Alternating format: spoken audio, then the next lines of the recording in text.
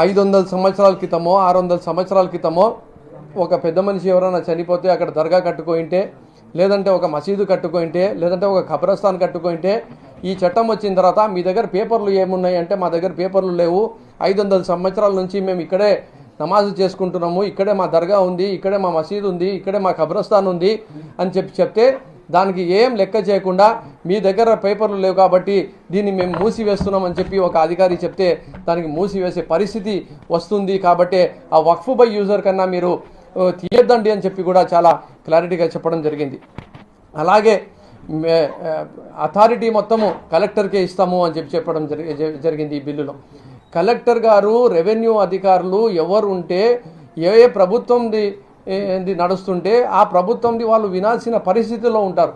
వాళ్ళు ఎన్నో చోట్లలో అయితే గవర్నమెంటే వక్ఫ్ ఆస్తుల పైన కబ్జా చేసుకొని ఉంది.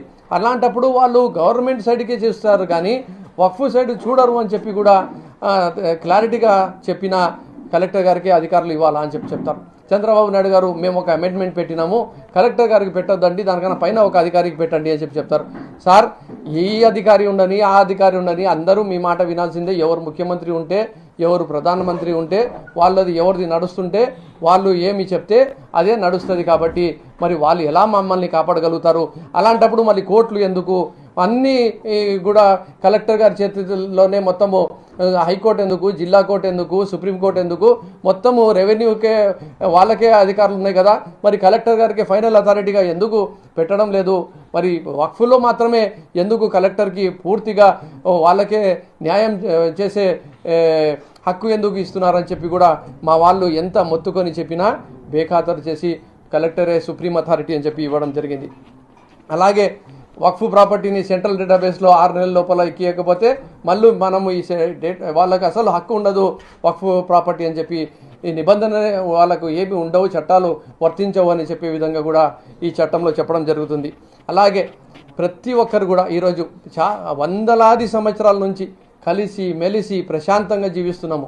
కానీ ఈరోజు రాజకీయం కోసము, రాజకీయ దురుద్దేశంతో ప్రతి ఒక్కరు ఇప్పుడు మసీదు ఉంటే మసీదులో ముస్లింలు చేసుకుంటారు, మందిరం ఉంటే హిందువులు చేసుకుంటారు, చర్చ్ ఉంటే క్రిస్టియన్లు చేసుకుంటారు. అట్లా కాకుండా వక్ఫ్ బోర్డులో మాత్రము ఈ ఇతర మతస్థులకి పెట్టాలి. దాంట్లో మళ్ళీ వీళ్ళు హుకుము జారీ చేయాలి. దాంట్లో వీళ్ళు నామినేటెడ్ చేసిన వాళ్ళకే పెట్టుకుంటారు. ఆ వక్ఫ్ చైర్మన్ నామినేటెడ్ పర్సనే ఉంటారు. ఎక్కడైతే బీజేపీ పాలిత రాష్ట్రాలు ఉంటాయో, లేదంటే ముస్లిం సమాజం పైన వ్యతిరేకంగా ఉండే వాళ్ళు ఉంటారో, వాళ్ళు ఈ బోర్డులలో వచ్చిన తర్వాత, లేదంటే వాళ్ళ చైర్మన్లకి వచ్చిన తర్వాత, లేదంటే ఇతర మతస్థులు వస్తే ఈ ప్రాపర్టీల్ని అన్యక్రాంతం చేయడమే తప్ప వీళ్ళు న్యాయం చేస్తారు అని చెప్పి ఎవరైనా నమ్ముతారా అని చెప్పి కూడా నేను చాలా సూటుగా అడుగుతున్నా. అలాగే ఈరోజు వక్ఫ్ ట్రిబ్యునల్ ఉండి, అలాగే నేషనల్ ఎన్జిటి ట్రిబ్యునల్స్ ఉన్నాయి, రైల్వేస్కి ట్రిబ్యునల్స్ ఉన్నాయి, చాలా ట్రిబ్యునల్స్ ఉన్నాయి. ట్రిబ్యునల్స్లో అయిపోయిన తర్వాత కూడా హైకోర్టుకు పోవచ్చు, సుప్రీంకోర్టుకు పోవచ్చు. కానీ ట్రిబ్యునల్ని కూడా వీక్ చేయాలని చెప్పి ఒక కోణంతో వక్ఫ్ ట్రిబ్యునల్ని కూడా పూర్తిగా వీక్ చేసే పరంగా ఈ బిల్లుని తీసుకొని వచ్చినారని చెప్పి తెలియజేసుకుంటున్నా. డొనేషన్ బై ప్రాక్టీసింగ్ ముస్లిం అంటే నేను ఏమన్నా వక్ఫ్ ఆస్తి అంటేనే ఏమన్నా, మేము దేవుణ్ణి ప్రసన్నం చేసుకోవడానికి నా ఆస్తిలో నుంచి నేను ఒక భాగము చారిటీగా, దానంగా అల్లాహ్కి సమర్పిస్తే ఆ ప్రాపర్టీ అల్లాహ్ అయిపోతుంది అనేది మేము నమ్ముతాం. కానీ ఇక్కడ వీళ్ళు ఏం చెప్తున్నారు, నువ్వు 5 సంవత్సరాలు ప్రాక్టీసింగ్ ముస్లిం ఉంటేనే నువ్వు ఇవ్వాలా అని చెప్తే, రేపు వచ్చి చెప్పొచ్చు నేను ఒకవేళ ఏమన్నా నేను దానం చేయాలనుకుంటే కూడా నువ్వు ప్రాక్టీసింగ్ ముస్లిం కాదు అని చెప్తే నేను ప్రాక్టీసింగ్ ముస్లిము అని చెప్పి నేను నిరూపించుకోవాలన్నా? ఏమన్నా మాటనా ఇది? ఇంతకుముందు భారతదేశంలో ఎట్లా జరిగిందంటే ఈ 500-600 సంవత్సరాల్లో హిందూ సోదరులు కానీ, క్రైస్తవ సోదరులు కానీ, ఇతర మతస్థులు కానీ వాళ్ళు కూడా ప్రేమతోనో, భక్తితోనో, లేదంటే అవసరం బట్టో వాళ్ళు కూడా దానాలు వక్ఫ్కి ఇవ్వడం జరిగింది. కానీ అది కూడా ఇవ్వకుండా ఈరోజు ఈ బిల్లులో తీసుకొని రావడం జరిగింది.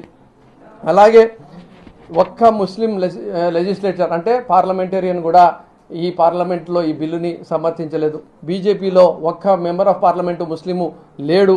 అలాగే వీళ్ళు ఏదైతే చెప్తున్నారో బీద వాళ్లకు, పేదవాళ్లకు, మహిళలకు మేలు చేస్తామని చెప్తే అసలు ఈ 10 సంవత్సరాల్లో ఇంతకుముందు మైనార్టీలకు ఇస్తున్న ప్రీమెట్రిక్ ఫండింగే తీసేసినారు. ఎట్లా మైనార్టీ డిపార్ట్మెంట్నే నిర్వీర్యం చేసినారు. అసలు మైనార్టీలకి ఎలాంటి ఆర్థికంగా కానీ సామాజికంగా కానీ రాజకీయంగా కానీ రిజర్వేషన్ పరంగా కానీ ప్రతి చోట అడ్డుకైందే బీజేపీ అడ్డుకుంటే మరి ఈ బిల్లులో మా పైన ఏమైనా ప్రేమ చూపిస్తారా? వాళ్ళ ఆలోచన ఒకటే ఉంది, ఈ 9 లక్షల ఎకరాల భూమిని కాజేయాలనేది ఒకటి.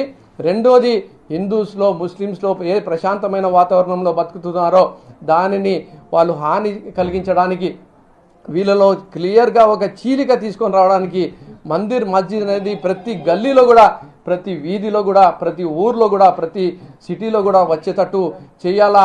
ఏదైతే 80-20 అని చెప్తుంటారో ఆ 80% ఒకవైపు వచ్చేయాలా, ఆ 80% మాకే ఓటు వేయాలా అని చెప్పి చేస్తున్న ఒక పెద్ద కుట్రలో భాగంగానే ఈ బిల్లుని తీసుకొని రావడం జరిగింది.